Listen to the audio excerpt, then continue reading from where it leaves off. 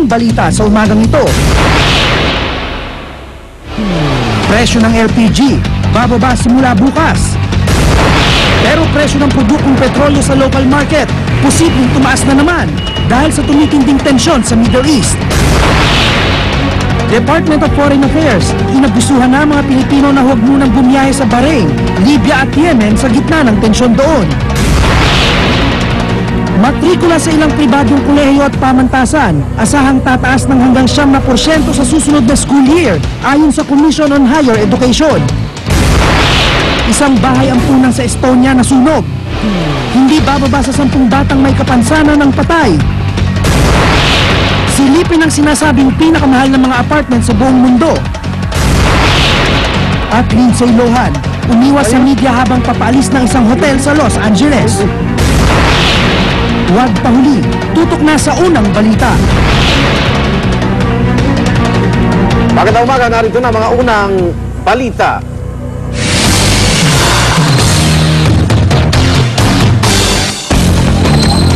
Inabisuhan na ng Department of Foreign Affairs sa mga Pilipino na huwag munang bumiyahe sa ilang bahagi ng gitnang silangan, partikular na po sa Bahrain, Yemen at Libya. Sa gitna na rin yan ang gabi-kabilang kilos protesta laban sa kanilang gobyerno. Ang ilang OFW naman nais nang umuwi sa Pilipinas sa takot na maipit sila sa gulo. Darito ang report ni Victoria Tulad.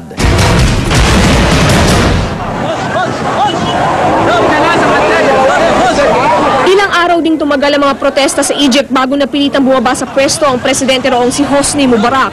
Ang tagumpay ng mga taga-Ehipto, mistulang nagpaningas ng mitsa upang ang mga mamamayan sa ilang kalapit na bansa ay magsama-sama rin para humingi ng pagbabago.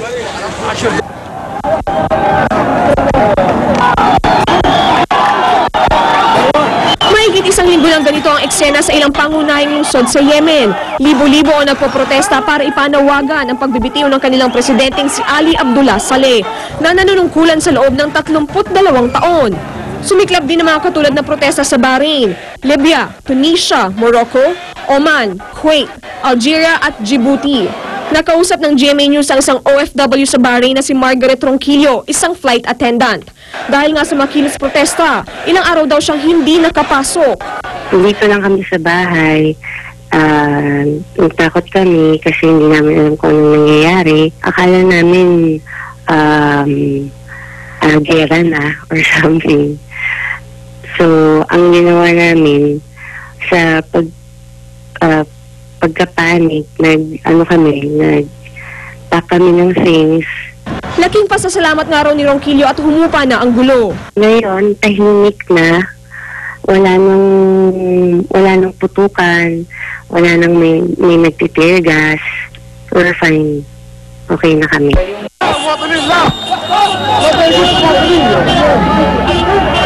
Kaiba sa Bahrain, tila lalo pa raw tumindi ang kaguluhan sa Libya kaya alalang-alala na si Aldrin Abaya para sa kaligtasan ng ama.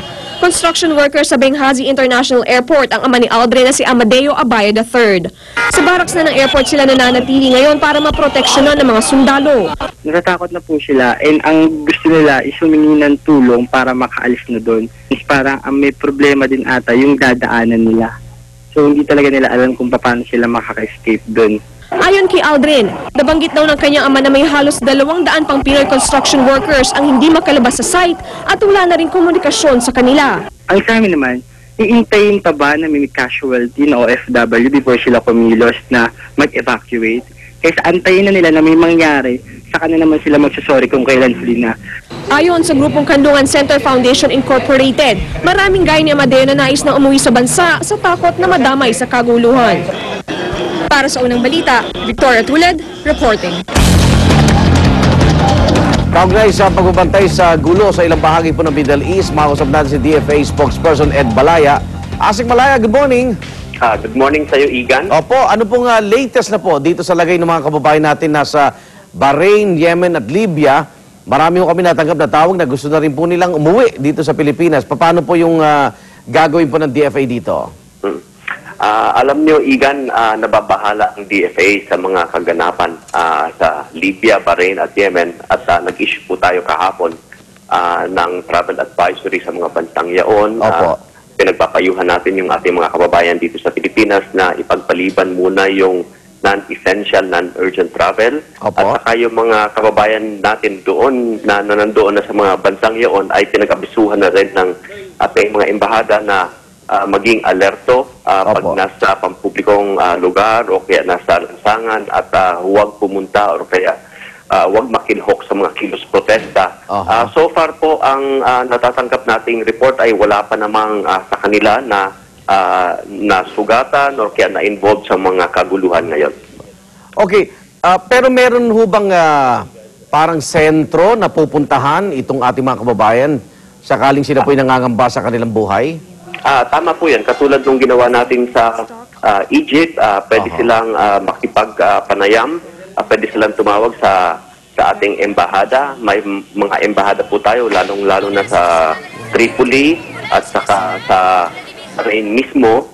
At yung ating embahada ay naka-heightened alertness na, nagbigay na ng kinakaukulang advisories sa ating mga kababayan at in touch sila sa ating mga kababayan almost like on a daily basis. Okay, doon sa mga nanonood ngayon na may mga kamag-anakan dyan sa binanggit yung mga lugar, no? Yemen, Bahrain at Libya, wala ho silang dapat ipangamba. Ano pwedeng tawagan sa DFA?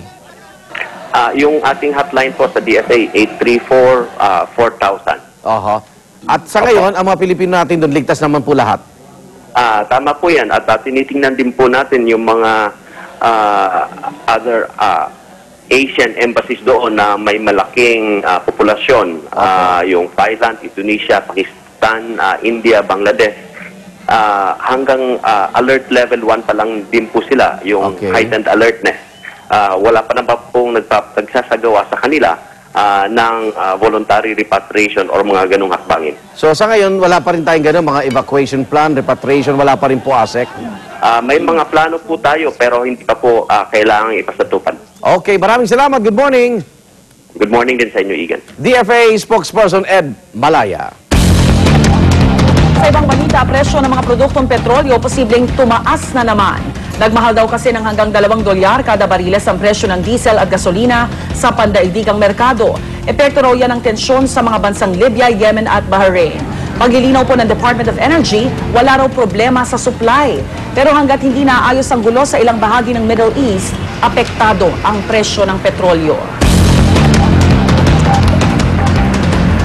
Good news naman mga kapuso, presyo ng LPG bababa simula bukas. Ayon sa LPG Marketers Association, 50 sentimos kada kilo o 5 piso at 50 sentimos kada regular na tangke ng LPG ang bawas presyo. At dahil dyan, maglalaro na po sa 650 hanggang 655 pesos ang suggested retail price sa kada regular na tangke ng LPG.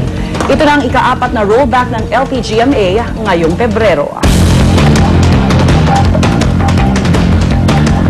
Malacanang iginit na walang kapalit na hiningi ang China sa pagpaliban ng pagbitay sa 3 Pilipinong nasa death row. Si Senador Maro Asaman nasa Taiwan na para ayusin ang gusot na nagugat sa pagdideport sa ilang Taiwanese national sa China. Darito ang report ni Sandra Ginaldo. Mahalagang misyon ng bitbit ni dating Senador Marojas nang tumulak patungong Taiwan. Yan ang bilin ng kanyang dating running mate na si Pangulong Noynoy Aquino na ayusin ang gusot sa pagitan ng Pilipinas sa Taiwan. Kaugnayan sa pagpapadeport natin sa China ng ilang Taiwanese na inaresto rito sa kasong swindling. Hindi natin madidenay na nagkaroon ng gusot. Tinawag nila, pinabalik nila yung kanilang representante, dinagdagan nila yung requisitos ng ating mga OFW. Paglilinaw ng palasyo, hindi raw magsusori ang Pilipinas kundi magpapaliwanag lang. Pero ang tanong, bakit kailangan ang dating running mate pa ng Pangulo ang makipag-usap sa Taiwan? Because he is the chief troubleshooter of the President. He has a full trust and confidence in the President in resolving his issue. Naturing ang emisaryo ng Pangulo pero bumiyahe raw si Rojas sa sarili niyang gastos bilang pribadong individual. Wala naman kasing posisyon sa gobyerno si Rojas dahil ayon sa palasyo, sa June 30, 2011 pa matatapos ang 1-year ban sa pag-a-appoint sa mga kandidatong natalo nung nakarang eleksyon. Ang pagpapadala ng di taga-gobyerno, mainam daw na hakbang ayon kay Ateneo Professor Benito Lim, eksperto sa mga isyong may kaugnayan sa China. Sa ganitong paraan, lumalabas na wala raw kinakampihan ng gobyerno sa isyu ng One China policy na tinututulan ng Taiwan dahil sa patakarang ito ay tinuturing lang silang probinsya ng mainland China.